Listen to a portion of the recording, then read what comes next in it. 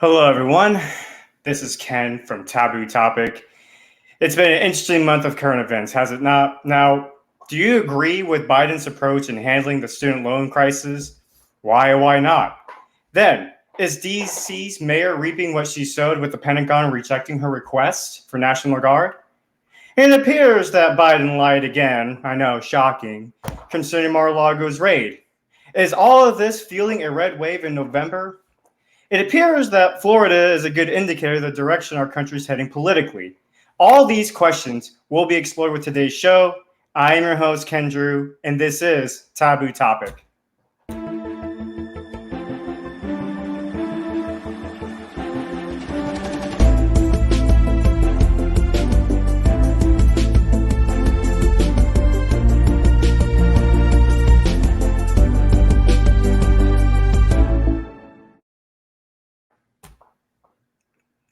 And now I'm joined by my friend from the Conservative Podcast. Is it still called the Conservative Podcast?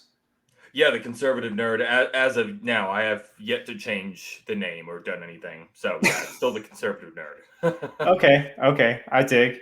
Well, my friends, this is the first ever live stream that we're doing for the Month in Review edition. How are you, sir? How's life for you? I'm great. Just kicking ass, taking names here in Texas, back in my home territory. So, yeah, man. How about yourself? You doing all right? I'm living the dream. Living the dream over here in Florida. We just started school this semester, so I have one in-person class where we're actually forced to interact with each other. So that's kind of nice, actually. It's one thing when you have Zoom meetings, which it's super convenient, don't get me wrong, but it's another thing when you actually have to interact with your classmates and you can actually make connections that way. So it's just one of those things, like technology can't replace like actual human connection kind of deal. So No, absolutely. I enjoy that. I found Zoom meetings kind of like during COVID, like I did a few like Zoom calls, small groups at like a buddy's church, and it was It was very hard to make like actual connections, though. Yeah, because you would have to basically go out of your way to talk to them privately in that Zoom meeting. Like it'd be kind of awkward if you had a conversation with someone for everyone to hear, basically at that point. No, absolutely. So it was a little awkward, but I personally like meeting people in person. That's just how I find. Yeah, and I'm an introvert, and it's weird because I'm an introvert, but I actually enjoy meeting people in person rather than like a Zoom call. So it's definitely different.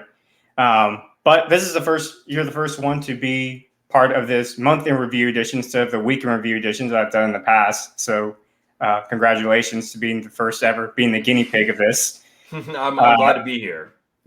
Yeah, we got some good, interesting stories to cover today. August was pretty heavy when it came to current events, and actually was on your show recently. If you want to go ahead and give your plug in real quick for your podcast.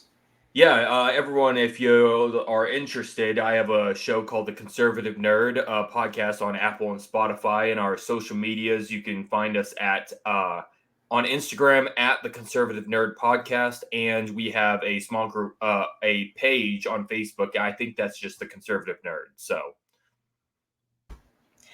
So before we go on any further, make sure you hit the like button, hit the share button, hit the notification bell so you can actually get notified when a new episode comes out, which, let's be honest, you're probably not going to hit the notification bell button because no one does it. No one wants to get another notification, but it would still mean a lot if you did. And with that said, folks, let's get today's show started, get it on the way. This first segment is going to be actually, Grayson, I don't think there's been really any subjects that you and I have disagreed with, but I think you and I may actually have our first disagreement concerning student loans, which both sides feel pretty fired up about this issue, and rightfully so. And so my attempt here is to see past the noise with this issue right now. So this is like per USA Today. So if you didn't catch the news, in case you lived under a rock, situation currently right now is the Biden administration decided they were going to go ahead and forgive student loans. Forgive, obviously, is kind of a controversial word by itself, even for more conservative podcasters or influencers. But so basically the details of this, per USA reports, states undergraduate and graduate students are expected to receive forgiveness up to $10,000 in federal student loan debt for borrowers making under $125,000 a year or couples making less than $250,000 a year. Private loans will not be forgiven. If you received a Pell Grant, you can get up to $20,000 forgiven. If you're not eligible for any student loan debt forgiveness, your pause on repayments continues to be paused until the end of the year. The Department of Education is also working on a payment reform during that time period. Now, in case you didn't know what a Pell Grant is, which even myself, I don't really know that much about Pell Grants. So for those who are interested in what a Pell Grant is, it states here that it is a federal funding that's usually awarded to students who display exceptional fictional or financial need and have not earned a bachelor's or graduate or professional degree. Sometimes a student enrolled in a past baccalaureate teacher certification program might receive a Pell Grant. Unlike a loan, a Pell Grant does not have to be repaid except under certain circumstances. Those include a change in enrollment status or if you received outside scholarships or grants. Now, a one-time maximum debt forgiveness of $10,000 forgiveness per borrower will cost the U.S. government around $300 billion for borrowers with incomes less than $125,000, according to analysis published by Tuesday by Jen Kent Smetters, whatever that name is, at the Penn Wharton budget model based at the University of Pennsylvania. This cost increases to $330 billion if the program continues over the standard 10-year budget window. Now, before the announcement, the Government Accountability Office estimated that alone, the payment pause since the start of the pandemic cost the government about $102 billion. That amount included suspending all payments due, interest accrued, and involuntary collections for loans in default from March 13, 2020 through August 31st, 2022. So, Grayson, like I said, I think you and I are going to have our first fundamental disagreement, which is actually a good thing. I actually don't mind a little disagreement here and there. So, Absolutely. So let's work on what we probably agree on as far as common ground. So we probably agree on that this is definitely a political move. Yes. It's right in time for the midterm elections. I don't think they did this out of the goodness out of their heart by any means. And we probably agree as far as how they handled this, the approach in which they went about it, and this blanket approach, without actually considering the extra nuances and everything like that. We probably disagree there. Excuse me. But we probably disagree, though, with the concept of student loan forgiveness as a whole. And that's where I differ from my conservatives, because a lot of conservatives I'm seeing these days are saying, well, if you signed on to it, you need to pay, then you have to pay up, and also own up to what you signed up for. And a lot of the sentiment that I hear from conservatives is also, well, if I suffer through it, then you should suffer as well, which to me is not a good, valid argument, personally. And I'll venture to say that to an extent, I think when it comes to certain situations, there's millions of Americans who have surpassed the principal amount. And this is the problem I have with conservatives and liberals as far as oversimplifying the issue. The conservative circle will say, we'll make it try to simplify it to the point of saying, well, if you just, if someone hands you money and you expect lets you borrow money for a certain amount of time, you should pay it back. And which I agreed. I've seen memes, as a matter of fact, from the past, organizations like Turning Point USA, for example, saying, well, my grandpa gave me $20, and my grandpa said I have to pay back a minimum of $5 every single day. And guess what? After 4 months, I paid it off. But what conservatives will not add on to that is that the student loan program makes you pay interest along with that. So grandpa can say, well, yeah, your principal minimum payment is $5, but you also have to pay an extra $15 of interest on top of the $5 minimum to pay off your $20 principal that you owe. So now during the 4-month span, grandpa pretty much made $60 off you because you basically had to pay an extra $15 or $20 every single month an extra $15 every single month because of interest rate. So the majority of the payment, so the majority of the payments don't even go towards the principal. It goes towards interest. So I've been advocating at least to consider forgiving student loans for those individuals who have surpassed the principal amount, and because in my eyes, they shouldn't have to pay more than what they already owe. Like if you took out a $10,000 student loan, for example, in a super simplified version, you should be able to at least, if you at that point, like you shouldn't have to pay another dime to the government at that point, in my opinion. And it's inconsistent from conservatives to say, like, don't trust the government. College is a scam, but we demand you continue paying into the system that we don't trust and keep telling you it's a scam. Keep paying into it because, like I said, you signed on to it, or we suffer through it, so you must suffer through it as well. And again, it's not to disregard the people who've actually successfully pay that off. It's commendable what they did. And this is coming from someone who is not using student loans either. Like I used the military to pay for my college tuition, which many conservatives will say, just join the military, pay for college if that's what you want, right? But that's not everyone can join the military. Not everyone. It's a very small percentage. I don't think people realize it's a very small percentage of people who can actually join the military. When it comes to MEPS in particular, they go out of their way to ensure to find any possible way to make sure you don't come in. I know it's very counterintuitive to as far as, we're running a shortage of military vets or people want to join the military. That's because military wants to make sure we have the most effective fighting force out there. And they're just not, and making sure that people are just not coming in just to take advantage of their system, which again, counterintuitive, because that's, the recruiters will pitch line of like, if you want to go to college, the military can help pay for your college, et cetera. But I've done enough talking for now. Grayson, let's have some dialogue back and forth. What parts did you disagree with? Obviously, I'm sure you have some disagreements, but the floor is yours. Okay. I think where we could agree on is I'd say the act of forgiveness. I mean, you and I both being Christians and all, forgiveness is an important thing.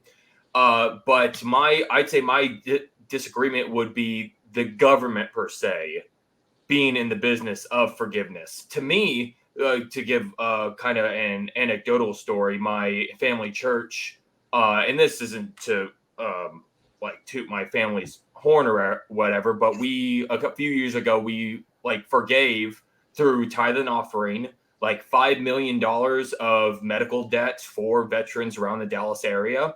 And to me, I think it's the church's duty to do this kind of things.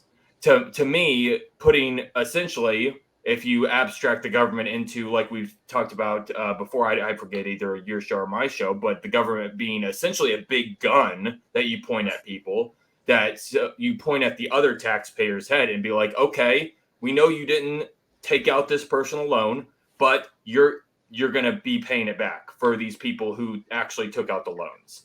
So I think I agree with the act of forgiveness. Like I said, I just don't know if the government is the best way to go through with this for forgiving these loans.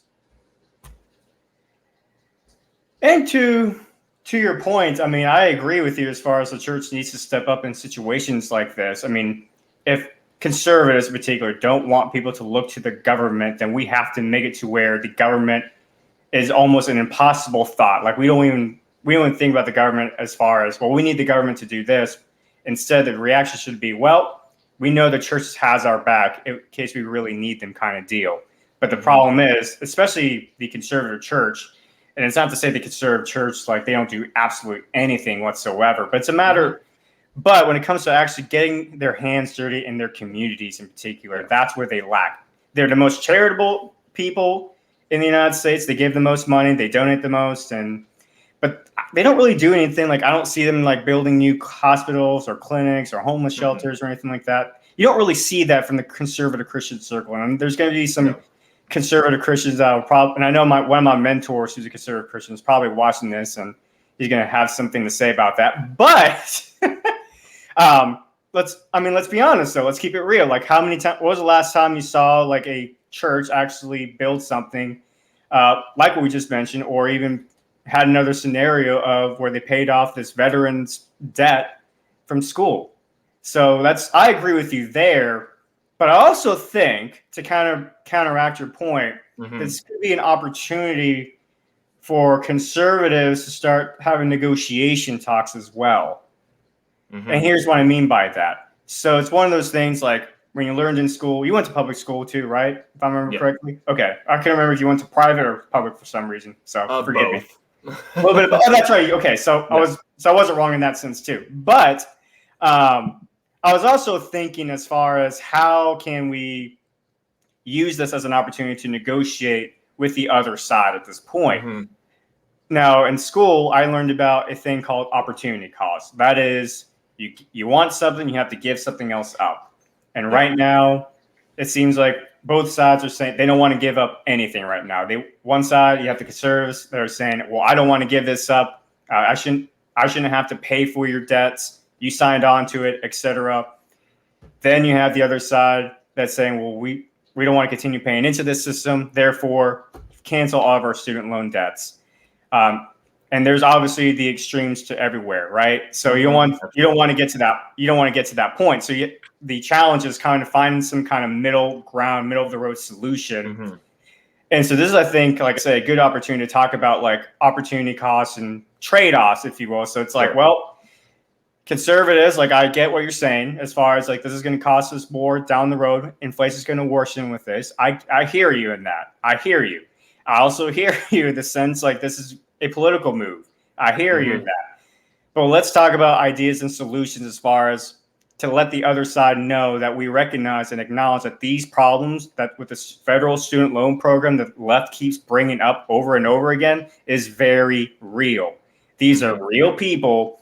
And most of them, contrary to a lot of conservative influencers that I'm hearing these days, they're busting their tail off to pay off these loans. They're not sitting on the couch playing video games all day. They're actually trying to pay off their loans. But like I said a moment ago, when it comes to the payment system itself, it's set up to where you basically don't even make a dent in the principal. And again, you can take out $10,000 loan and end up paying like $30,000, but you still technically owe money because you haven't paid off the principal. And again, it doesn't make sense to me why conservatives will say, well, we still got to keep paying into the system because you signed on to it. And you have to think, should we? So I think this is a good opportunity to talk about the possible, one of the offsets we could do is phasing out of the federal student loan program and then privatizing that back with some regulations, because I've heard some stories as far as the private banking industry can sometimes be more predatory with their student loans than the actual public sector. So have some regulations, have some caps for these banks so people don't get taken advantage of, but also make it to where at least for those who are still paying student loans, change the payment system to where they only have to worry about paying off the principal, make the payments actually go towards the principal instead of like the majority of it going to interest rate. And then interest rate only kicks in like a credit card. Interest rates only kick in after you default on a payment. And then obviously once you make that payment, then it goes back to just paying the principal like a normal credit card. It's going to hurt your credit score really bad. But at the end of the day, I think that's a good starting point to at least like acknowledge like, hey, this is a real problem that the liberal establishment keeps bringing up, and not not taking like one extreme or the other. What do you think? No, I think the liberal media, and I mean, this has been a campaign promise of Biden for essentially since he got elected.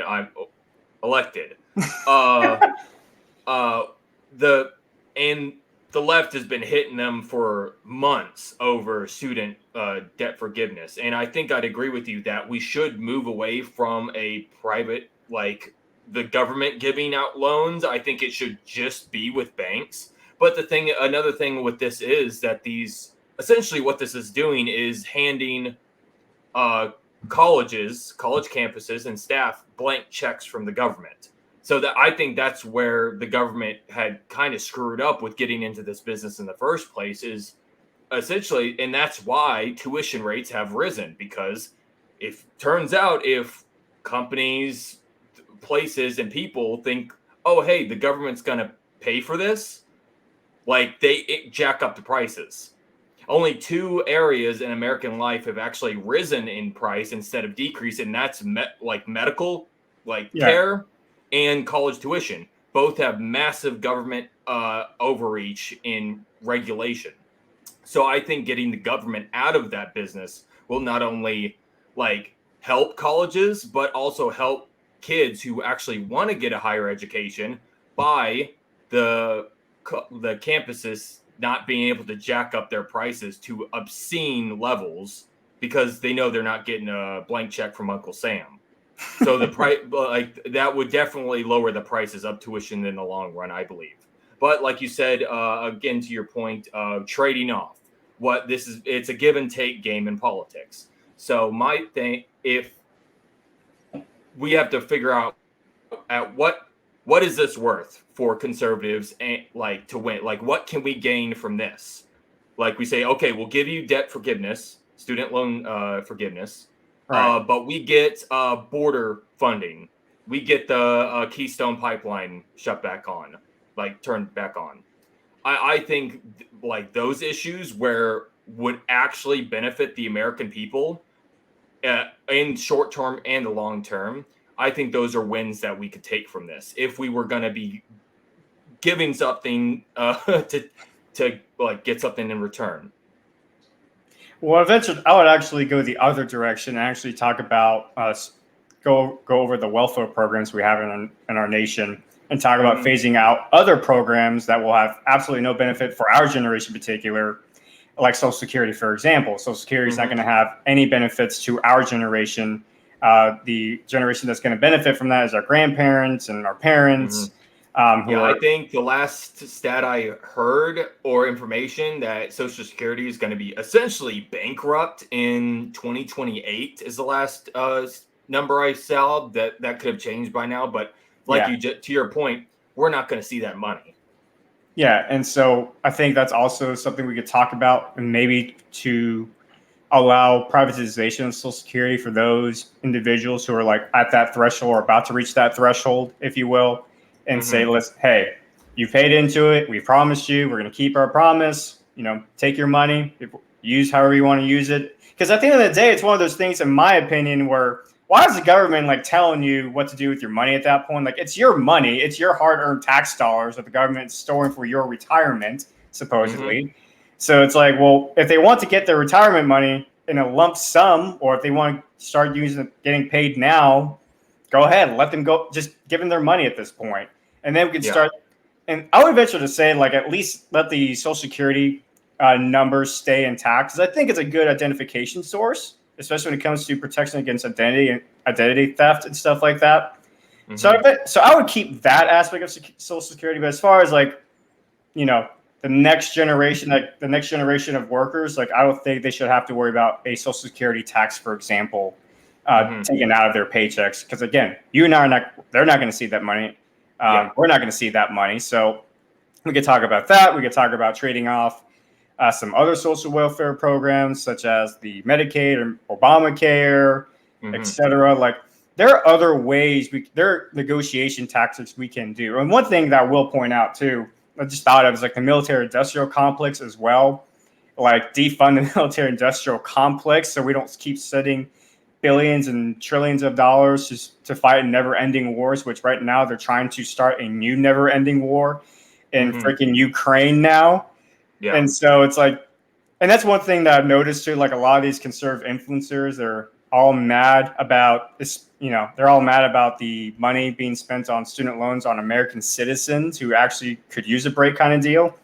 But they're also the same people who help push for the Ukraine narrative to send billions of our tax dollars over to lands that we have no business in, but not only no business in, but also we kind of created the problem too at the same time. But sure. So I don't know. What do you think?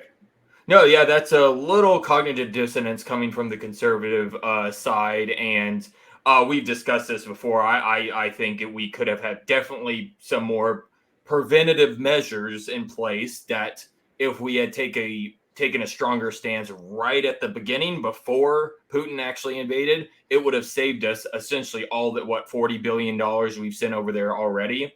So, Right. and this is going to be a long, and unfortunately, people thought, I think Putin thought as well, that he'd march into Ukraine and take it within a few days, that Right. he wouldn't get as much of a pushback from the Ukrainian people like he originally thought. And to me, I see the strategy behind helping Ukrainians, but I agree with your point that you can't on one hand say that, we should help these Ukrainian people with our tax dollars through the military, but we shouldn't use that on American citizens. I agree with you on that point. Yeah, I mean, I think at the end of the day, it has to be up to the church, and especially, at least for our background in particular, like we have to like ask the church to step up their game when it comes to these situations and make it to where the public actually looks towards the church to fix these issues instead of the government. Because No, absolutely. Because the only reason why people are turning to the government is because of the absence or the vacuum the church has created the last few generations whatsoever. And that's why they're not, you know, it's a great story what you talked about as far as your church helping pay off that veteran out his student loan debt. I mean, I wish that was the common. I wish that was common. No, exactly. You know? Yeah, definitely. I think the church has been taking, I guess, because when people like, it's all about your mindset. If somebody believes that it's the government's job to take care of these issues, they think that their charity per se is through their tax dollars. I can't tell you how many people I've seen online and on Twitter saying that it's like that's their charity is through their taxes, not to when the offering bucket gets passed, they don't put anything in is because they think their money's already been, like, essentially they're good. They're good in God's eyes, but that's not. I mean, Jesus did say, "Give unto Caesar what is Caesar's," but give unto God, give to the kingdom, and give to your local churches, because that's where you see the real change. Because right now it's like you give your taxes to the government, you don't know where that money's going, but with your church, you do. And my church had just several outreach videos actually telling the congregation where their money is going, where their tithes and offering is going, what outreaches and what we're doing for the local community. And that's, I think, like like I said, it's all about your mindset. If you think it's the church's job, you give to the church. If you think it's the government's job, you give to the government. And I think there's been an uptick of people on left, right, and center in America that starting to believe that the government's job is to take care of the sick and the homeless and the elderly, when that's the church's job. It's always been the church's responsibility to do that. And that's unfortunate that it's come down to that, because once upon a time, the church was like the centerpiece of civilization, and as far and the one group of people that would go for help at least. So we wouldn't have had the Great Enlightenment without the church. No, we wouldn't. Freely teaching children for free for hundreds of years, and a lot of people think that science and religion and Christianity per se has been on opposite ends, but the Christian church has given a lot to the scientific community over the years. And like I said, like the Great Enlightenment, I could safely say would not have happened without the church. We really need to get back into doing what God's called us to do as the church. Amen to that, brother. Well, that's one fundamental difference between conservatives and liberals, right? As far as like, they both see the same issue, but they have a different approach when it comes to money management. The conservative will say it should be out of your own pocket and let the church handle that, let the private organizations handle that. Then you have the liberal establishment, they'll say, well, let the government handle that. And that's what separates the two sides, right? It's like one side wants the government, the other side wants the private market, basically, the private industry to handle these scenarios. The problem is the private has not been living up to their end of the bargain. And so more people are going are going to the government and listening more to the liberal establishments, saying, "Well, you say you care about these issues, but we don't see that through your actions." And at the end of the day, actions do speak louder than words. So it sounds like you and I, we have some small disagreements, but it's not as. But at the same time, it sounds like we have a more moderate approach to the situation than some of the talking points you've probably seen on social media, for example. No, absolutely. But next story, though, real quickly, want to go ahead and give a shout out and thank you to those who have joined and tuned in. I appreciate your comments and everything like that. Far Dev from, actually, my friend from Kentucky. Hello there. Thank you for tuning in. Look at that. Someone appreciates the dialogue between two opposing sides, and yo to you as well, sir. So, with that said, Grayson, you got a story and remaining in DC. Let's stay in DC concerning the mayor, if you wouldn't mind bringing that up and giving your synopsis. Yep, I'll go ahead. And this is coming from Fox News. Washington, D.C. Mayor Bowser's second request for National Guard help with migrant crisis denied by Pentagon.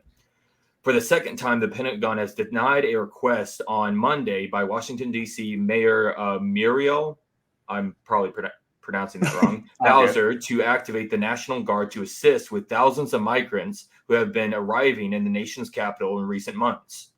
Bowser first asked the National Guard for help last month, but was rejected by the Pentagon on August 4th.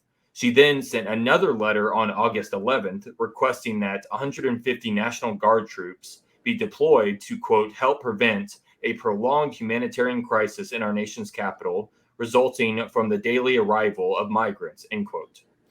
Defense Department Executive Secretary Kelly Bulliner, I'm so bad with last names.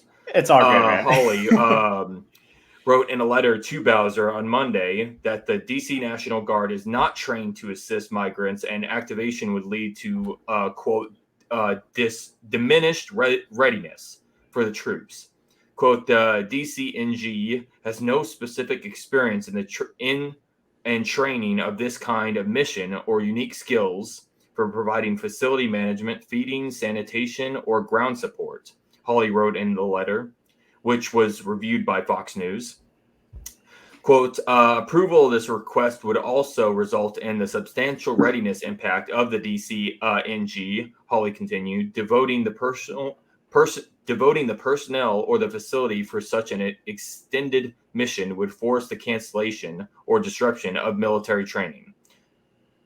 About 7,000 migrants have been bused from Texas to Washington, D.C. since April, and another 900 have arrived in New York City, according to Governor Greg Abbott's office. Quote, we have begun busing migrants to New York. It was just Texas and Arizona that bore the brunt of all the chaos and problems that come with it, Abbott said on Friday. Now, the rest of America can understand exactly what's going on. So, I think Democrats are finally getting it through their head when they're the ones dealing with the problem, my friend. Yeah.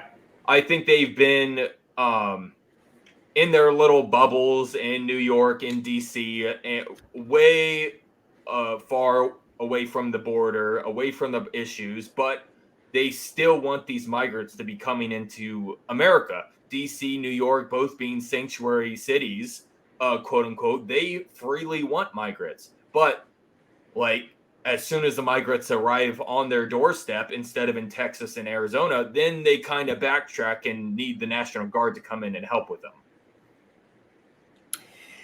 Yeah, I know there's some scenarios and stories where, like, I think the New York mayor is wanting to send the buses of migrants back to Texas, I think I've heard.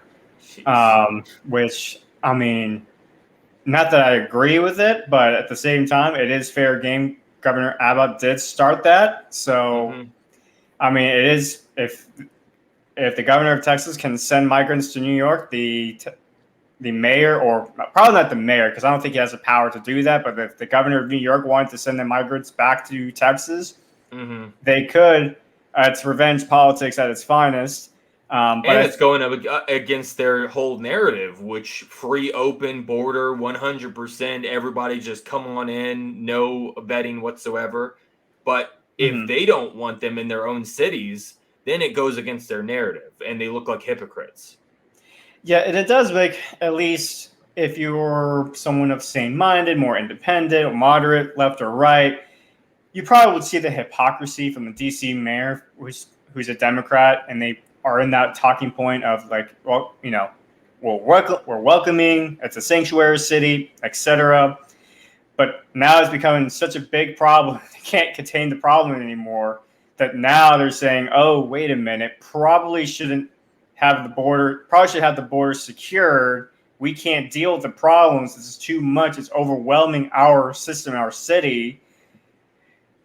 In a sense, it's almost politically savvy by Governor Abbott. And it's not to say that I'm the biggest fan of Governor Abbott. I think he's not hard enough on some issues, but that's just me. But I think it is politically savvy that he did this and kind of basically shoved their ideology, their perspective, their worldview right back in their face and say, okay, if you think this is great, then you take them then. Yeah. And then as soon as that happened, like you said, now they're starting to realize that maybe it's not so easy. It's not as simple as, well, go ahead, we'll just take them in. And it's one of those things where, again, like another example of like parties oversimplifying an issue when it's a lot more complicated than that. And don't get me wrong, a lot of these people who try to come to the United States, I'm sure they are genuinely trying to get out of this bad situation in their country. Like there are some corrupt nations in Latin America where basically the drug cartels basically run the government. And so the government and the drug cartels go hand in hand. So they're trying to get out of there. And so I get why they're trying to come here, but it's not meant to be easy to come to the United States at the same time, because it is a dangerous world, and we're not trying to bring the problems from Latin America to the United States at the same time. So one of those issues, as far as one of those issues where it's really a lot more complex than either side wants to admit. I will say this, that I think Marjorie Taylor Greene made a Twitter rant recently, as far as I guess part of the bus stop, part of the route to DC and New York, whatever, is like stopping by Georgia, which is like a nearby county in her area, and I think she complained about that. So it's not just affecting blue states; it's also affecting some red states as well, like Georgia, where the bus driver takes a pit stop. And I guess there's some allegations, I don't know how true they are, but there's some allegations where the bus drivers kind of encourage the migrants to get off the bus and just, take off on their own and lie to them and say, yeah, this is DC. This is your final stop right here, your final destination. Yeah. Which, I guess even the bus driver is like, damn, I got to deal with this. No, yeah. But the thing is, personally, like, I get why Greg Abbott did this. And like you said, it's to shove the ideology back into the left's face, and which has its merits. Personally, I would just be sending them back over. But I understand why he did it. I understand the political and strategic move of doing this, really showing the American people that the Democrats really don't care about the migrants as much as they say they do. No, it's all for political points, and I think more people, at least in my mind anyway, we'll get into this later when it comes to the Florida election results, but I think a lot more people see past that noise at this point, and they're starting to see the games by the establishment, the elite, if you will. They're trying to play on everyone and pretend to be on our side, when in reality their actions through policy making, and sometimes through words, but mostly policy making, that they don't give a rat's ass about us whatsoever. So, nope. But it also kind of gets to the question though, when does it stop though, right? When does this back and forth? If this is going to be a new game of sending migrants to different states and everything like that, where do we draw the line and say this has gone too far long? When do we draw that line, do you think? I think, and that's hard to say. I mean, like you said before, Greg Abbott did start this, and it wouldn't be really, I'd say, unfair for these mayors to send these migrants back. I mean, but I think that makes not only the Democratic Party complicit in using like these poor Hispanic families as political pawns, but also the Republican Party. If we're just sending these poor people just trying to get like their own little slice of America, and like you said, I my general consensus on border policy is if you want to genuinely make yourself and America better, Right. come on in. Not freely. There's still a process, and there's a conversation to be had on how hard or easy that process should be. But I'm not one of those conservatives that are full on close off the border, no more migrants. I think if you, I don't agree with that. I think if you genuinely, like I said, love America, want to be a part of the American dream, and like, then come on in.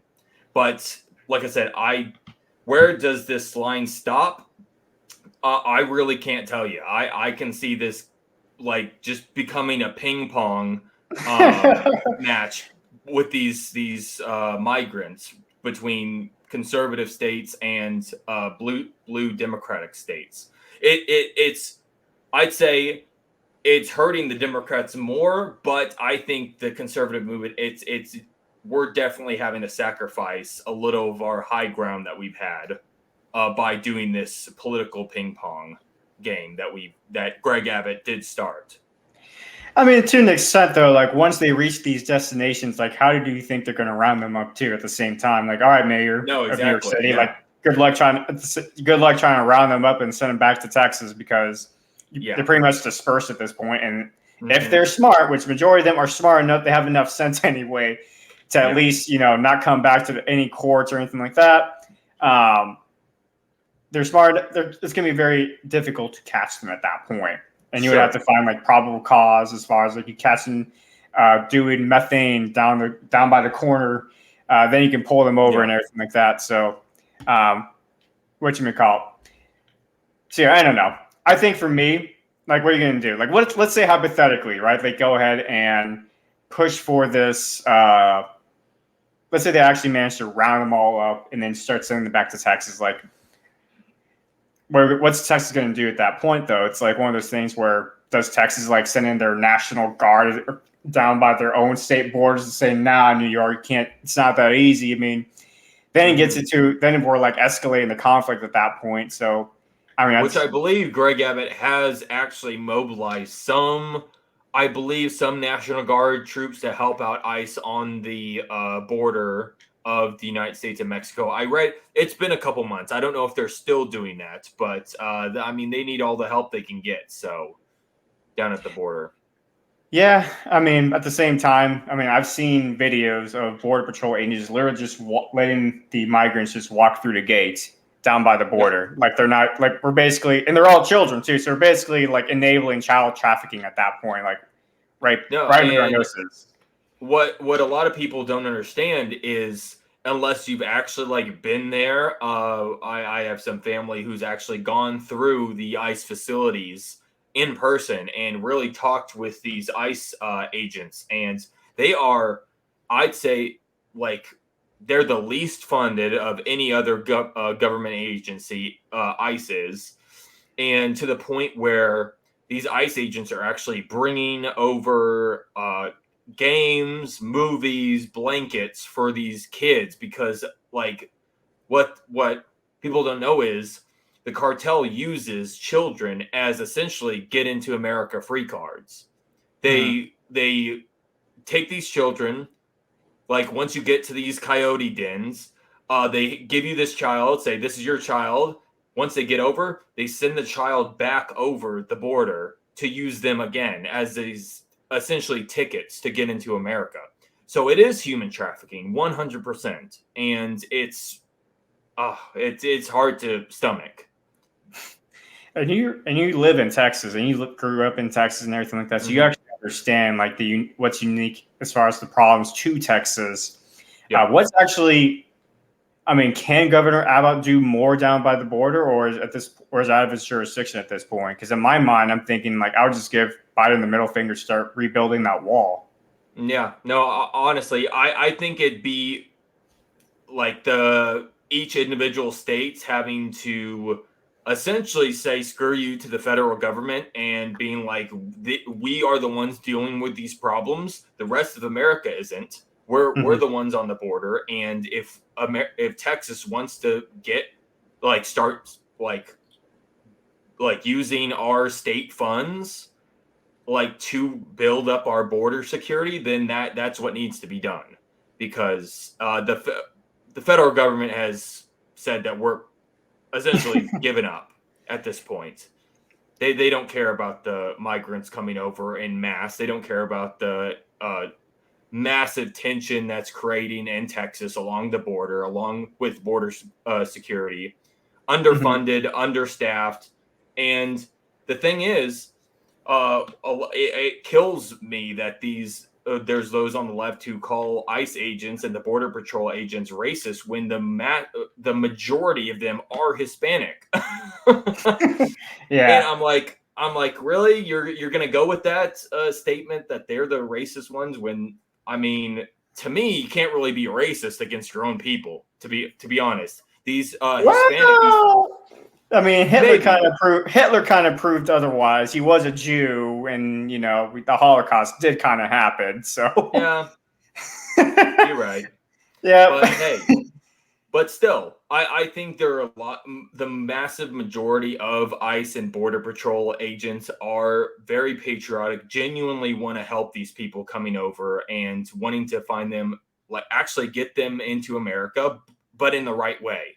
And it's definitely an issue that I think busing these migrants to these Democratic blue states is a good political move. It's maybe not the best moral move. Well, I will say this, and kind of pivoting back to DC, what's going on to DC in particular. It's kind of ironic, right? How when it came to after January 6th, we put up fences across the White House in DC. They called it the National Guard. Against the American people, I should say. But the migrants, and in particular, nah, we don't need that. We don't need that here in our neighborhood. Again, the priorities are just backwards. It's literally America last. Just look at the treatment of how the Biden administration is handling this situation versus how they treated the American people. Yep. Again, going back to January 6th, when I think it was like the inauguration, it looked like a freaking war zone in DC.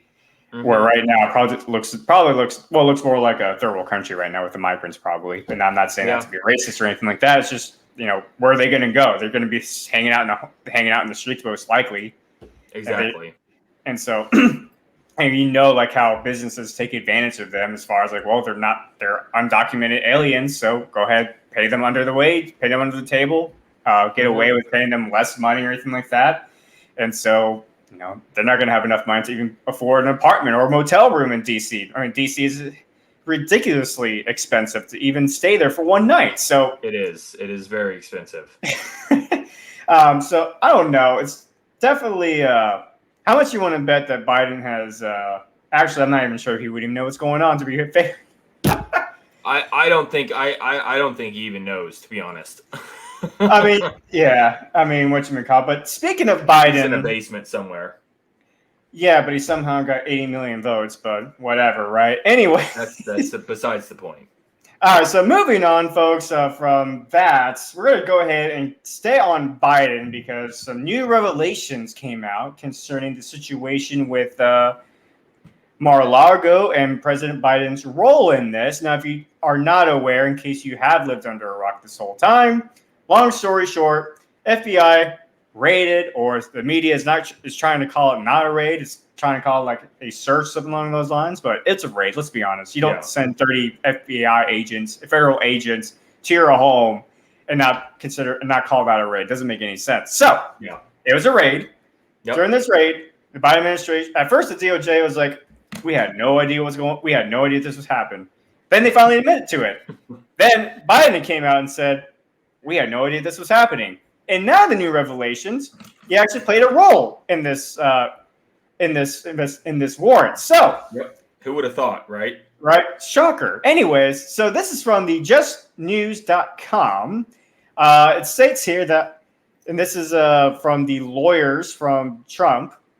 I have therefore decided not to honor the former president's protective claim of privilege, acting that is what they heard from the National Archivist Deborah Sedil Wall, which, in case you don't know who she is, she actually has a record of having some strong resentment towards Trump. Shocker, right?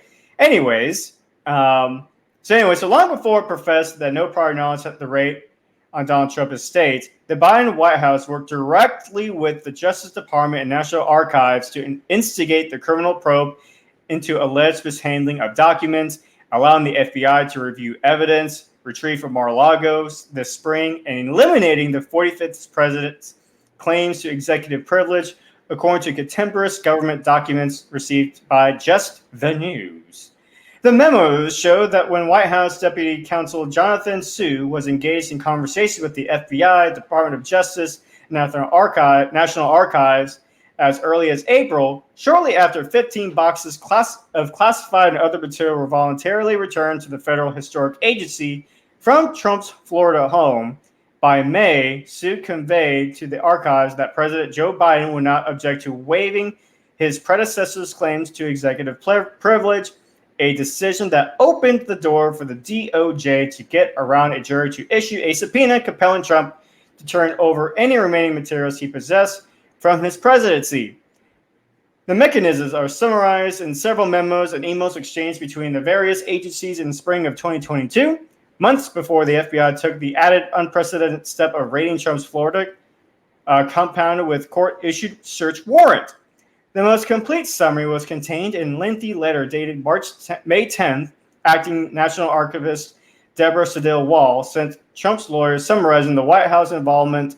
On April 11th, the White House Counsel Office affirming a request from the Department of Justice supported by FBI letterhead memorandum formally transmitted a request that the NRA provide the FBI access to the 15 boxes for its review with 7 days, and with the possibility that the FBI might request copies of specific documents following its review of boxes. Wall wrote to Trump defense attorney Evan Corrigan.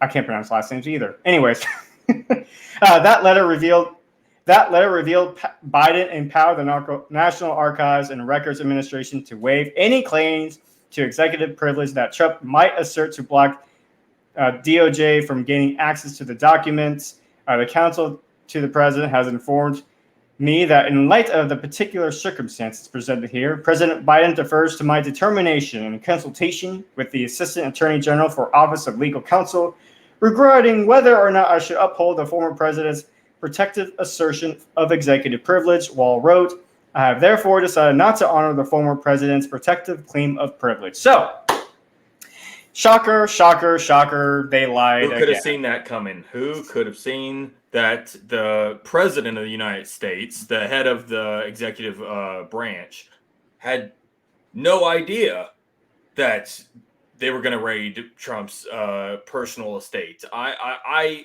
smelled that lie from a mile away as soon as he came out and said that. And not only that, it's hilarious that the media instantly jumped. I think the day of, or it was maybe the day after when they released the the search warrant, that the media jumped on, oh, Trump actually had the nuclear documents. I'm like, do you really think Trump had nuclear documents in his personal home? I think that, and even the funny thing is, I read the warrant and nowhere did it say anywhere having to pertain to nuclear documents. So I don't know where the media got that idea of, but they're doing whatever they can.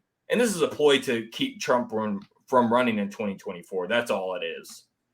Well, it sounded like to me like they were trying to actually just create a problem just for that sake, right? Like apparently like Trump was well within his powers to do so, but the National Archivist said, nah, screw that. Let's revoke this privilege. So he has. And then Biden gave that person the green light to go ahead and do so to initiate this search warrant. So what does that tell you? That Trump was never in the wrong to begin with. I swear, this guy has got to be the cleanest man on record. They've tried to investigate him so many times. And it shows you again, though, as far as like what the DOJ and the bureaucracy, anyway, the establishment was willing to go through to prevent someone like Trump from reaching office again. I mean, they spied on Trump during his campaign in 2016. Trump even called out the FBI, saying like, "Listen, I know you're bugging my towers. I know you're bugging my campaign." And the media tried to defend the FBI tooth and nail, even Obama and Hillary Clinton. And it turned out that not only did the FBI lie about all of that, and they actually did bug Trump during his campaign, but they actually colluded with Clinton. They colluded with Clinton, and this is just a speculation. This is more conspiracy than actual confirmation, but I wouldn't be surprised if, Obama was also part of this as well. If the president is in charge of the DOJ, who's to say that President Obama would not even be a part of this? If this was like times where journalism still had some integrity, this would be like front page cover news, like 24/7, third world country, banana republic style. Like, this is corruption at its finest. We need to get this guy out of here. Like, actually impeach Biden.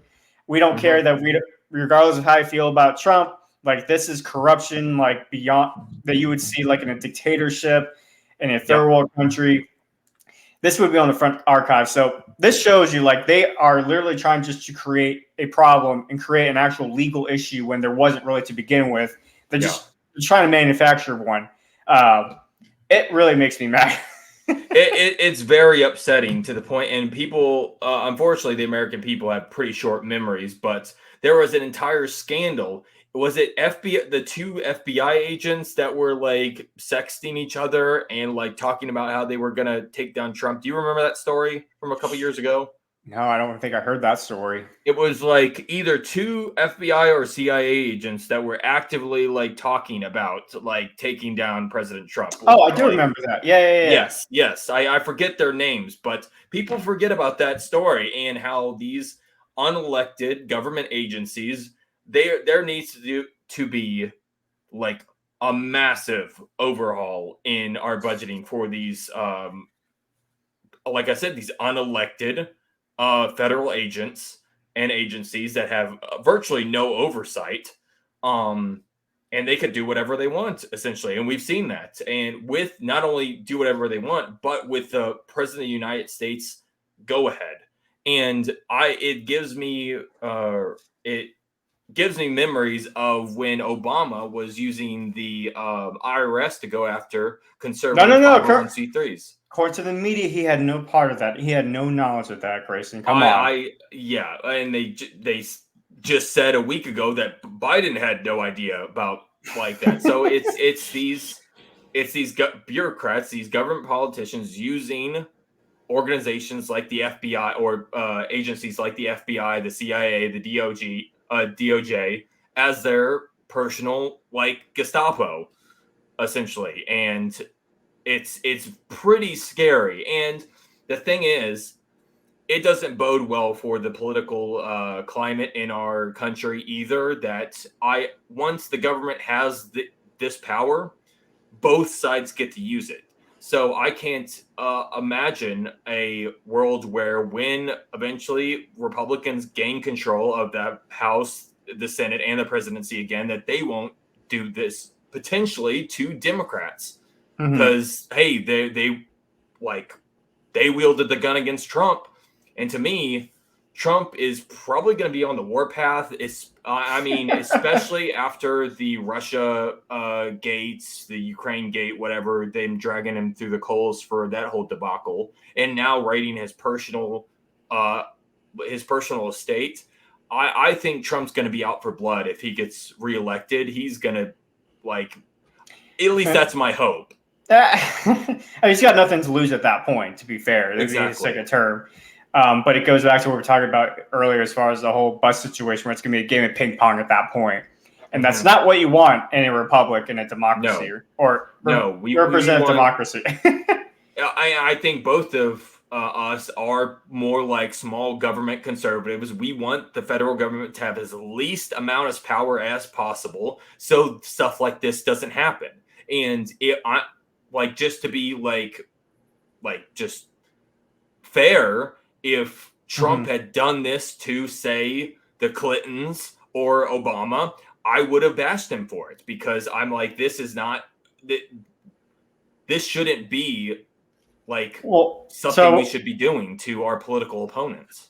Okay, so devil's advocate then, real quickly, because Yes. a lot of liberals also bring that fact up as far as the 2016 campaign, where you had a chance of lock her up. Mm-hmm. The thing is that people have to realize, and my response to that is like, he never actually did it. He never succumbed to that level. As much as she deserves to be in jail right now for all the corruption that she did. Not only that, but like, she was a Secretary of State first and foremost, and she tried to declassify. She shared classified material. The President of the United States has that power to classify or declassify material just by declaration. That's it. No, exactly. And well, imagine if Trump had a classified server in Mar-a-Lago, the exact same situation that Hillary Clinton was in, where the FBI actively changed the law to protect her during the 2016 election. But by that point, her campaign was over. So I guess it depends. It's like I think if the roles were reversed, Clinton, she actively broke the law before the FBI changed the law. And so, but I believe that the FBI, the DOJ, and like Biden, I don't think they actually believe Trump was breaking the law. This is what I'm saying. This is them trying to prevent him from running in 2024. Right. Not only that, but I also push back that when the FBI went after Clinton for a while, like, it was under Obama, so there was like less reason to speculate this was political. It only became, the speculation only became political like when the next day after Obama had a private meeting with the FBI director James Comey, and then the next day James Comey's like, "We're not going to pursue charges on her." That's when the conservatives lost trust with the FBI at that point. People don't understand that. But that's when we lost trust with the FBI, and ever since then, I don't think it's been the same with conservatives. Like, I think conservatives, we tend to be more like. We tend to be more friendly when it comes to like law enforcement agencies, and as far as like the FBI agents themselves, I think we tend to have a positive view of them. But when it comes to like the top tier level, like James Comey, it wasn't until that point when that happened that we lost trust in these federal agencies at that point. Well, we knew that at that point that these federal agencies could be manipulated and used as political bludgeoning tools.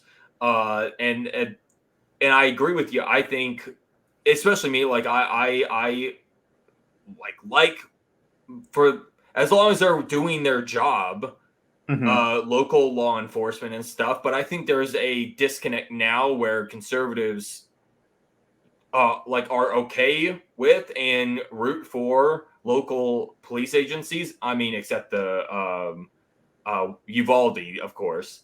We've seen that go completely, and I think you lost a lot of conservatives over that debacle, because we realized that from the top to the bottom that these agencies can fail and fail pretty badly. So I think there's been a massive runoff of support for like these agencies in the first place, from the top to the bottom with conservatives. But to an extent, that doesn't have to be a bad thing, right? Like, we want smaller government. We just talked about earlier in the first story. It's like, we don't want people to look to the government to solve all these issues. Exactly. And so to an extent, this is actually kind of like a healthy revelation that's happened within the conservative circle, and starting to realize like, okay, wait a minute. We want smaller government. Should we hold these people to such a high pedestal to where we view them as people that can't do no wrong kind of deal, and overlooking the fact that they may be violating our constitutional rights kind of deal. So sure, absolutely. But yeah, shocker, not really shocked about the fact that President Biden there. Shouldn't be shocked to anyone out there. If you're shocked by this, surprise, I don't know. So yeah. Leave a comment if you're genuinely surprised by this. Yeah, let's leave a comment if you're actually surprised by that. We'll move on to the next story. Grayson, go ahead and take your next story if you wouldn't mind. Absolutely. And this comes, the article is called Teen who identifies as a cat allowed by school to act feline and not speak. Many kids learn in different ways. Some are more visual, while others absorb information better if they read about it. But everyone learns best when they are comfortable and at ease. And for one teen in Australia, that means acting like a cat.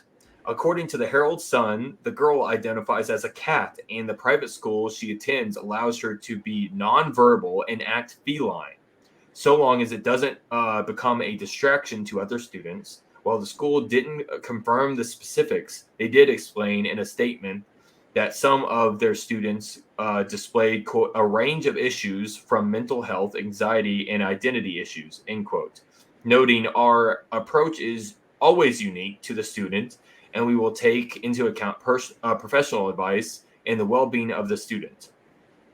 The school reportedly describing the girl as, quote, phenomenally bright. I don't know. That seems like a stretch. And a source close to her family explained, quote, no one seems to have a protocol for students identifying as animals. But the approach has been that if it doesn't disrupt the school, everyone is being supportive. I think that'd be pretty disruptive personally, but I digress. There might need to be protocols put in place, though, as more and more students are identifying as animals. Elsewhere in Australia, 4 girls have started walking on all fours and cutting holes in their clothes to make room for their tails. Okay. While the school where it's allegedly happening denies the claims, one parent said a girl screamed at a peer for, quote, sitting on her tail. So wow. I don't personally know how you can describe a child acting like a cat as bright. Seems like she's about as sharp as a marble, personally. And like, this is only in Australia, but the problem is the more this gets in the news, the more children, and with how freely children access the internet nowadays, I can safely say, and unfortunately say, that this would easily happen in America and with American public schools, that these teachers would be forced to act like these children are animals, the animals that they identify as. So, not a good look. No. What do you think? Well, here's the thing. I think conservatives, like, we got to stop, like, coming up with, like, the most extreme scenarios because they keep coming true. Yeah. Yep. We used to, like, make fun of transgenders, that community, that whole ideology anyway, and say, like, well, I'm a unicorn. Does that make me a unicorn? And now we got people, like, actually taking pretty much that concept into actual practice. And we have public schools in Australia anyway. Yeah. They're actually taking that seriously. I'm not sure I think it's more of a referendum on the public school system in Australia, the adults, than the actual child. Sure. I think the child needs help. And she may be very smart. She may be smart, but there's something to where she can't. There's obviously something going on in her head where she can't distinguish reality, right? Like, there's some very smart people out there, but they have, like, some serious mental health issues or mental disorders that they need to address. Sure. And this is what happens when you kind of create a vacuum when it comes to ethics and remove religion out of society completely. That's what the West has done, right? We've taken religion and pretty much become hostile to any religious influence, more specifically Christianity, because Christianity is what built the West. This is what happens. You create this vacuum and pretty much anything goes, literally, because at least if you have, like, religious influence in society, I'm not saying you have to be religious, but if you have that religious influence, you at least have those boundaries that lets you know when you've gone too far. In this scenario, I mean, it doesn't seem like it's stopping. It's not stopping. So we're gonna start, like, laying. Well, actually, no. I'm not gonna eat my own words, because next thing you know, it's gonna become true. But but for all we know, I mean, what's next? Like, where do we draw the line? Like, people have to say something. And granted, compared to Australia, we have like freedom of speech protected in the Constitution. We have a Supreme Court that will actually interpret the Constitution. Well, now we have anyway. Now we have a Supreme as is, and will protect us from that kind of tyranny or that kind of insanity being instilled to where if someone does speak out against something as lunatic or lunacy as that, then we wouldn't have to. We wouldn't be in a situation like Australia where if they say anything contrary to that mainstream thought, they could be jailed possibly. They already have they already are like one of the nations where they basically lived like a dictatorship with their lockdowns. Like they couldn't. They made their people. It was pretty scary hearing the things during the COVID lockdowns coming out of Canada. Us literally sending people to camps. Yeah. and it was pretty scary. And they say, it's not like the concentration camps, and it's like, okay, fine, but still, you're still isolating them because they have a different viewpoint, more or less, over an issue that really is still up for debate, and people are still debating. So you're really going to take this drastic step, and unfortunately, I think maybe that's a situation in Australia where maybe there's parents in that particular part of Australia anyway. They feel very strongly about this, and they say they probably would want to speak out against this, but they can't because they don't have that freedom of speech like we do. So it's one of those things as Americans, like we have to really be thankful we have that privilege, but also not take it for granted at the same time and realize like if it's happening like in these Western nations, other Western nations outside of us, like it could very easily come here, and it's probably going to try to come here as well and try to influence our kids or the next generation to say, because like, we don't have kids, but no, I mean, absolutely. And I think that I agree with your point that even if these teachers in Australia do think that this child needs severe like mental help, but they are almost like backed into a corner where they can't actually say anything. Like you said, they don't have freedom of speech, or they will possibly be prosecuted for hate speech laws per se, like that's happening in Canada and other parts of the West.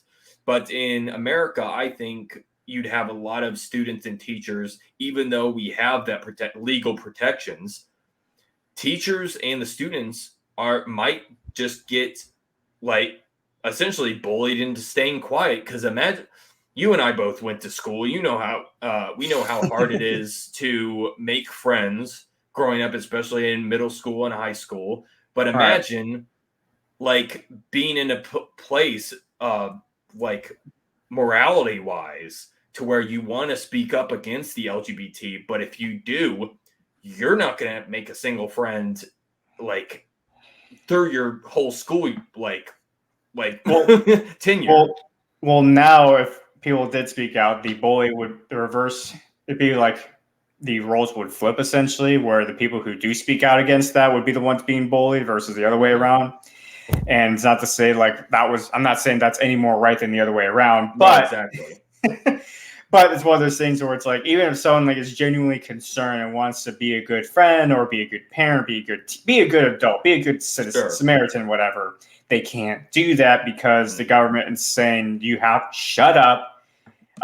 We want, we let want these kids act like cats because at the end of the day, I mean, this gets into more conspiracy theory. Okay, so folks, conspiracy theory alert. If I had like a little thing there, pop up conspiracy theory alert, I would. But conspiracy theory alert, real quickly. I mean, what does this do when you convince enough people like this is normal?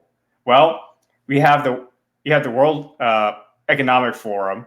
You have the establishment, the elite that believe the world is overpopulated. And when you can convince enough people that this is normal, guess what happens? People don't reproduce. And when you don't reproduce, guess what does to the economy? It brings the entire economy down because now there's not enough workers to replace the retiring workers. And what does that do? It's a segue into what they want for the Great Reset. It's all part of their plan. It's, again, conspiracy theory. Do not take my word for it. But the Great Reset is not conspiracy. You could actually check that out at the World Economic Forum. That is real. It is legit. And the other stuff I talked about, I don't know if that's real, if that's like part of it, but I mean, why else would they ignore reality? Why else would they ignore science? Like legit science that states like you're not a human being, or you're not a cat. Excuse me, you're not the other gender because your mind says so, your feelings say so. Yeah. It's just like it's not any more real when someone thinks they're fat when they're not fat. We don't say they're trans obese. We don't say that. Exactly. Well, the thing is, a lot of these kids, I feel like you think they might be pressured into identifying as, these different races or different species because their friends are. I've known several growing up how easy it was. Like one of my friends started hanging out with the emo crowd. Next day, he was listening to Black Veil Brides and wearing like the tall boots. Like it's very easy to be. I mean, kids are easily manipulated, and when you have this ideology permeating in our public school system, maybe these kids don't actually like. They're just going along with the flow, with what makes them popular because kids have always done that. But right now, what makes you popular is being acting like a cat, being pansexual, being anything essentially but straight and white. That's what keeps you in the know and lets you have friends now, which I don't like. I think the blame really relies on it and rests on the parents and the faculty for letting this because I was growing up when I was still growing up, they still use paddles on kids at school. Like if you were messing up, hey, go to principal's office, break out the paddle, boom. Like nowadays, no. So maybe we need to bring back the paddle. I mean, and I've said this story multiple times at this point to my audience and other audiences out there, but I still remember vividly to this day where our friend that we convinced to put fingernail polish on bright red, whatever. Then very next day, the homeroom teacher sent it to the school nurse. The school nurse actually removed the fingernail polish and then called the dad. And he's like in second grade, I want to say. So he called the dad and they're like, hey, just so you know, your son kind of did this recently. Totally different world. And you and I are the same age. Like I'm 26, you're 26. And that's just in our lifetime. And I can't imagine what it's like to see someone in a different generation, like older than us, and what they're seeing. I think they're pretty. I mean, you and I are upset at this news. I can't imagine. Like they're probably like, "What the hell is going on?" They just don't have the cognitive of. Like, not saying older people are stupid, but they're like, they don't understand. It's so much of a shift from when they grew up that they have just no idea how to deal with this. Another question that poses about the cat girl, does she even do schoolwork? I mean, is she I know they tell her that she doesn't have to speak. So I don't know how she actually gets her schoolwork done. So does she act dumb like a cat then? Like she does the basic necessities of a cat to where she doesn't have to do schoolwork? Question mark. Well, and to the point is would she even be how are her grades? Does C for cat? Teacher, C for just give her a C and C's get degrees, man. C's get degrees. But just shut it through the system. It is a scary thing that could definitely happen here in America with how far left our school system, our public school system specifically, has gone. I think I actually saw a bill. I forget the senator, but he was pushing a bill to essentially dissolve the Department of Education, which I am all for personally. So I think. Are you talking about the universal? Are you talking about the universal school choice bill? If that's what it's called, then yeah. I don't know. I think I just saw a recent Instagram post, something like that, where Arizona passed something similar to that, and they have school choice universal. I think it's gone too far at this point, and maybe teachers, because of how liberal teachers unions have gotten, they wouldn't be able to speak up without possibly losing their job as well nowadays if a kid was deciding in America to be an animal and demanding that they not be forced to speak or use their hooves. Yeah. I that can't end good yeah, not a Well, good look.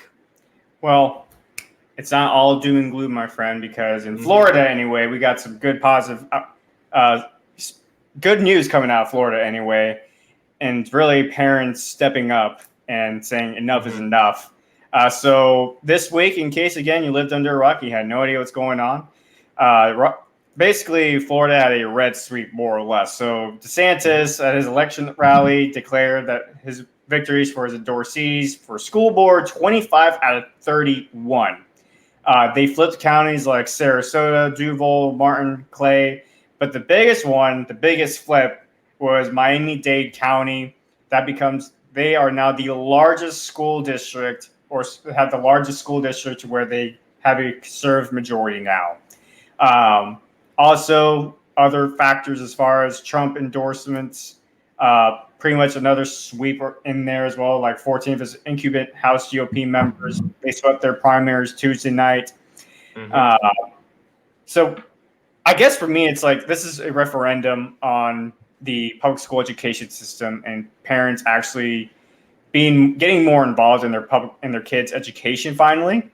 Yep. Um, which some teachers they feel, which I get. I understand teachers when they make the point as far as like there's some parents that treat their kids like they can do no wrong. I get that. And they can be overbearing sometimes on the teachers. At the same time, though, I'm not going to complain if a parent wants to get more involved in their kids' lives like that. No, absolutely. I'm not going to diss on them for actually wanting to take interest in their kids' education. So good for parents in Mm-hmm. Florida, for That is sure. good. Yeah, that's positive. And I don't know if it's a bigger indication that there could be a massive red wave to where it's not even a red wave, it's a red tsunami in the midterm elections. Mm-hmm. And granted, Florida is a more conservative state now than it was 6 years ago when I left for basic training. Yeah. But at the same time, Miami-Dade County, Miami-Dade, like Miami's like they vote Democrat most of the time, especially Yeah. when it comes to national elections. And granted, it's like a slim majority right now, conservative, but it's still a conservative majority for school boards Sure.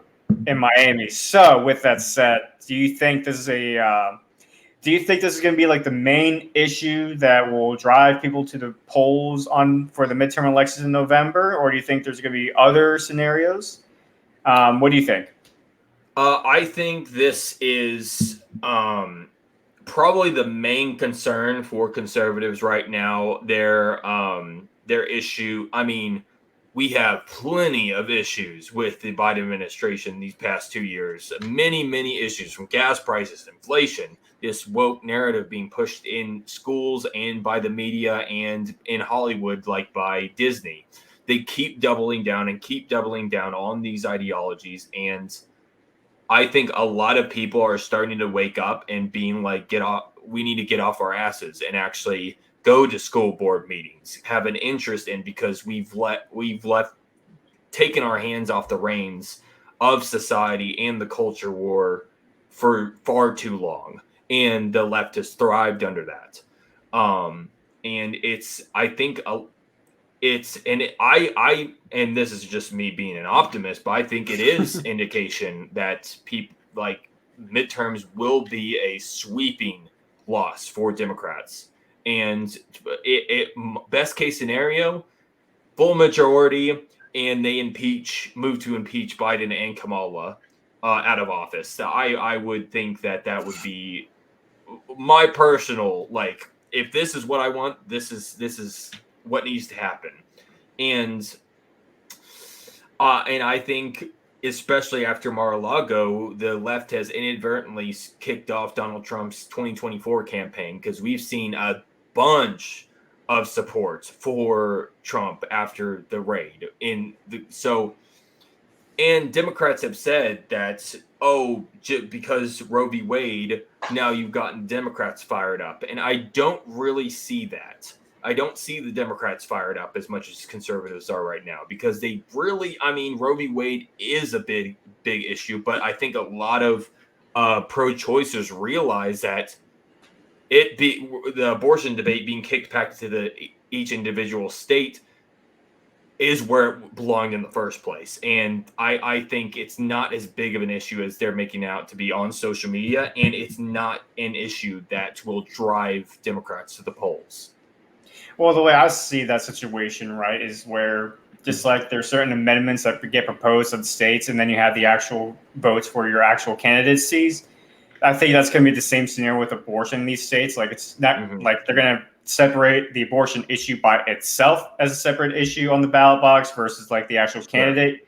And then from there, just like, for example, Florida, for example, like they voted for Donald Trump, but they also voted to raise the minimum wage standards to $15 an hour, which is a more progressive point of view. But Donald Trump, it's a very conservative state, and Donald Trump won that state by a decent margin by Florida standards, of course. He did, yes. And so I think that abortion could be a similar scenario where it's like, if you see Donald Trump or Joe Biden on the ticket ballot or at the ballot, and then you see the abortion issue, whether or not you think there should be state constitutional amendment to some such things, then at that point, I think majority of people will probably separate the two issues. And I agree with you. I don't think it's going to be enough to overcome the mistakes they made during the last 2 years. And mistakes is a very, very nice way to put it. To be honest, that's putting it mildly. Very, very mildly. I'm being nice right now, but with that said, like, which issue do you think weighs more? Do you think it's going to be more about economics, parents, or corruption for Republican voters? Probably for Republican voters, I'd say corruption. But for moderates, it'd be economic, because that's the driving force of like just how I think a president and administration is doing, is how the economy is doing.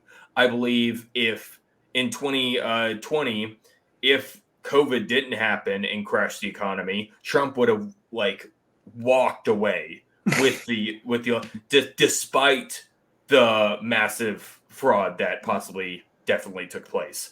I think he would have walked away with it. But I think a lot of moderate voters think about, are their lives better now than it was 2 years ago with the gas prices, with inflation? I think that's a much a more driving force for moderates as opposed to conservatives. Conservatives, I'd say, see the corruption in the current administration and the federal government and be like, we got to get these guys out of here.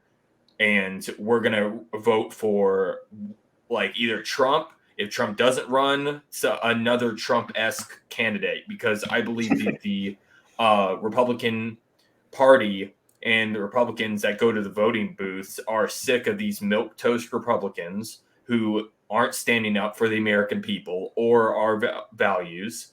And like, I think that's one of the good things that Trump brought to the table, is because he got crap done. And I think it's going to be hard for any milquetoast Republican to come along and be like, not being able to be like Trump-esque in their policy making. Well, if you think about part of the corruption too, it kind of gets back to the school situation, because the Biden administration is trying to shove down gender ideology down the entire nation as well. And I think, as a matter of fact, their health press secretary, I think her name is like Levine, whatever. Oh Lord, yeah. Like, they're trying to actually shove down like hormone blockers and make that available for children to use without parental consent. And that could be, going back to your point as far as corruption, that's also part of the corruption that will drive voters to the booth for November midterms. Yeah. I don't know if, I definitely think there's going to be a red tsunami, in a sense, like the House is going to be Republican controlled by the end of this year, without a doubt. I think so as well. And to be honest, it's funny. I mean, I'm sure you're familiar with Tim Pool, but it's funny. Every time I listen to his show, he sounds more conservative than any like anybody that I've seen, and he claims he's more moderate. And I'm like, bro, like I'm sure. Just come out of the closet. No, exactly. And you're conservative now. Exactly. And I think if you're getting people like Tim Pool, like sounding more conservative, I think you're driving, and that just goes back to the left pushing these woke and far ideologies that aren't held by the majority of American citizens. I think that drives a lot of, I think we're going to see a massive uptick in moderates voting in the midterms in 2024. Do you think we have a shot at the Senate? Do you think we'll see Republican control the Senate by the end of the year? Or do you think that's going to be close 50-50? I'm hopeful, but I think if these current elections have any like indication, I think we're going to have a majority in the House and the Senate by the end of the year. I would certainly hope so. So let's place our bets right now. Gentleman's bet, no money involved, of course. Yeah, of course. So, all right. So I'm going to bet the House will definitely go to Republicans. We could agree on that. But I'm saying 60-40 chance with the Senate. For some reason, the Senate just works when it comes to election results. It's just different. So I'm saying 60-40 chance Republican control the Senate by the end of this year. What are your odds? I'd say the House definitely, but the Senate, I'd say I'd probably say 60-40 in the wait, did you say what was your 60-40 Republican take? Yeah, there's a 60% chance Republicans take control of the Senate. I'd agree. I'd be right with you on that. Damn. All right. I was looking forward. You sounded like a lot more confident than I did. You're sounding like 80-90%. Like, yeah, man, I think Republicans will take control of the Senate. Well, I'm an optimist, but I also am like, hey, things can change and go sideways. But I think, and especially since the American people have such a short-term memory, they have the memory of freaking goldfish. But I think the past 2 years has really made a dent in people's like savings accounts there, and it's just been, and I think we have a good shot, but not. I'm not like 90%. We're gonna take it, sweet, boom, yeah. I hope so, but I'm right along with you. Don't want to be too cocky with your predictions. That's what I'm hearing, right? Mm-hmm. Yep. All right. Well, folks. Well, Grayson, first and foremost, thanks for joining tonight. It's been fun having you on during the first live stream not only the first live stream for this monthly review edition, but actually being the first monthly review edition guest. So it was a nice transition from weekend review where I have to figure out these stories to talk about every single week, but now I could just narrow it down to just 1 month, one day, once a month. So, anyways, folks. Say goodbye to my friend Grayson. And folks, please make sure you hit the subscribe button, hit the like button, hit the share button. Also, this will be uploaded on Rumble. So if you want to follow me on Rumble, the Taboo Topic channel, that's also on there as well. In case we did say some controversial things by YouTube standards. So in case YouTube somehow wants to come down on my small, tiny ass channel anyway, go to Rumble, same logo, Taboo Topic. Anyways, until next time, guys. Y'all have a great, blessed weekend. Have a good one.